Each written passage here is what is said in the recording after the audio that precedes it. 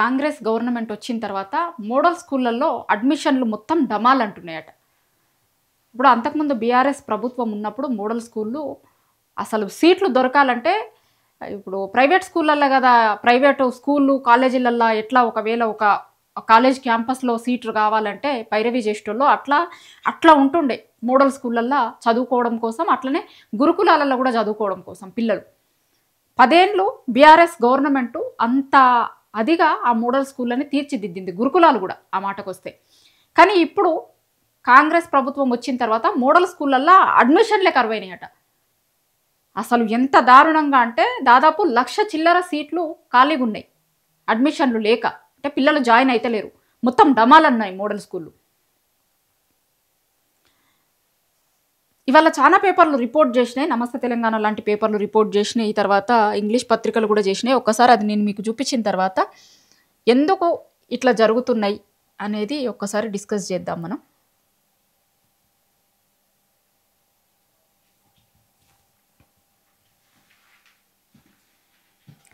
ఇది Indian express వాళ్ళు రాసిన వార్త.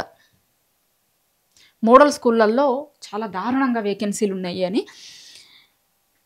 డెకేడ్ ఎగో ఒక మిషన్తోని ఫ్రీ ఎడ్యుకేషన్ ఇవ్వాలి అనే ఉద్దేశంతో మోడల్ స్కూళ్ళు వచ్చినాయి ఆ రోజు బీఆర్ఎస్ ప్రభుత్వం ఉన్నప్పుడు. అయితే ప్రస్తుతం ఇప్పుడు ఎన్ని ఉన్నాయంటే ఎంత అంటే 194 మోడల్ స్కూళ్ళు ఉంటే 6 నుంచి 10వ తరగతి వరకు 194 మోడల్ స్కూళ్ళల్లో లెక్క ఇది.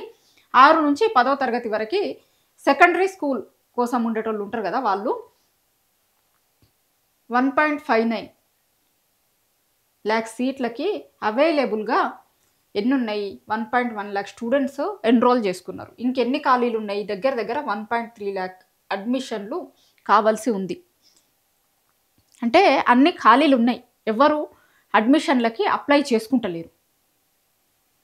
అడ్మిషన్లకు అప్లై చేసుకోక దగ్గర దగ్గర 1,00,000 చిల్లర 1,30,000 వరకు ఖాళీలు ఉన్నాయి.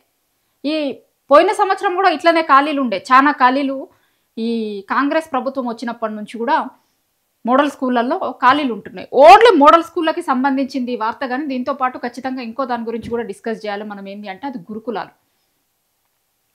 మనం చూస్తున్నాం కదా గురుకులాలలో ఎట్లాంటి పరిస్థితులు ఉన్నాయి, ఏమున్నాయి అనేది. పాము కాటుతోనే చచ్చిపోతున్నారు గురుకులాల్లో చదువుకుంటున్న పిల్లలు, ఫుడ్ పాయిజన్లతోని, సరిగా సౌకర్యాలు లేక. ఎట్లాంటి పరిస్థితులలో అంతకుముందు ఇదంతా లెక్క ఎప్పుడు దగ్గర దగ్గర 6 నెలల కిందట కావచ్చు, దగ్గర దగ్గర 50 మంది కంటే ఎక్కువ మంది పిల్లలు చనిపోయారు అప్పటి వరకు. ఇప్పుడు ఇంకా లెక్క తీస్తే ఇంకెక్కువ ఉంటుంది. అసలు గురుకులాలు అంటేనే గురుకులాలలో కూడా అడ్మిషన్లకి లేకపోతే పిల్లల్ని చేర్పించడానికి భయపడుతున్నారు. రోజుకో వార్త వస్తుంది, ఫుడ్ పాయిజన్లకి సంబంధించింది అయితే రోజుకొక వార్త వస్తుంది, 2-3 కూడా వస్తాయి.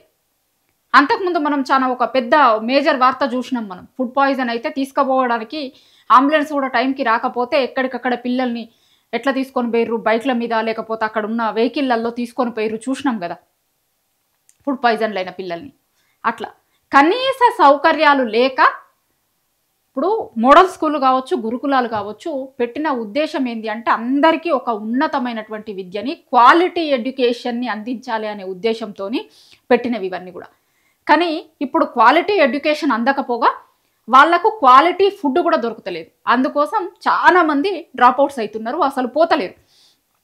పెట్టిన దాని వెనక ఇంకొక ఉద్దేశం కూడా ఏంటి అంటే చాలామంది ఇప్పుడు పేద మధ్యతరగతి పిల్లలు ఉంటారు, వాళ్ళు ప్రైవేట్ స్కూళ్ళల్లో ప్రైవేట్ కాలేజీలల్లో చేర్పియడానికి అంత స్తోమత సరిపోకపోవచ్చు. కానీ పిల్లలకి మంచి చదువుని ఇవ్వాలి అనే ఉద్దేశంతోనే వచ్చినాయి ఇవన్నీ కూడా. దీనివల్ల ఏమవుతుంది, దీని వెనకాల తెలియని ఒక కుట్ర ఏం జరుగుతుంది అంటే దీంట్లో జాయిన్ కాకపోతే ఆ పిల్లలందరూ ఏడికి పోవాలి, ప్రైవేట్ స్కూళ్ళకి పోవాలి, ప్రైవేట్ స్కూళ్ళను మళ్ళీ పెంచి పోషించాలి.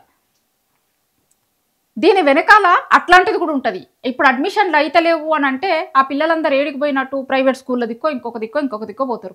తల్లిదండ్రులకి స్తోమత ఉన్నా లేకపోయినా సప్పో చేసి, ఎందుకంటే పిల్లల్ని మంచిగా చదివియాలని ఎవరైనా సరే, ఏ తల్లిదండ్రులైనా సరే పిల్లలకు మంచి ఎడ్యుకేషన్ ఇవ్వాలి అనేది తల్లిదండ్రులకు అది ఉంటుంది కళ.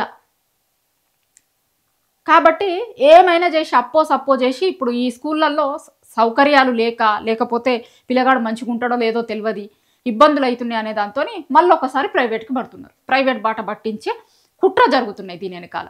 వీటిలలో అడ్మిషన్లు తగ్గడం వల్ల ఏమవుతుంది అంటే ఆ పిల్లలంతా ప్రైవేట్ల దిక్కుపోతున్నారు. అంటే ఎందుకు వీటిలలో కనీస సౌకర్యాలు కూడా కల్పించకుండా, ఇప్పుడు అన్ని మంచిగా ఉంటే దీంట్లోనే చదువుకోవడానికి పిల్లలు ఉంటారు కదా, కానీ సౌకర్యాలు లేకుండా, లేకపోతే సరిగ్గా ఫుడ్ పెట్టకుండా, సరైన ఎడ్యుకేషన్ లేకపోతే ఏం చేస్తారు? వేరే దిక్కు పోతారు, ఆ ప్రైవేట్ దిక్కు వెళ్ళిపోతారు.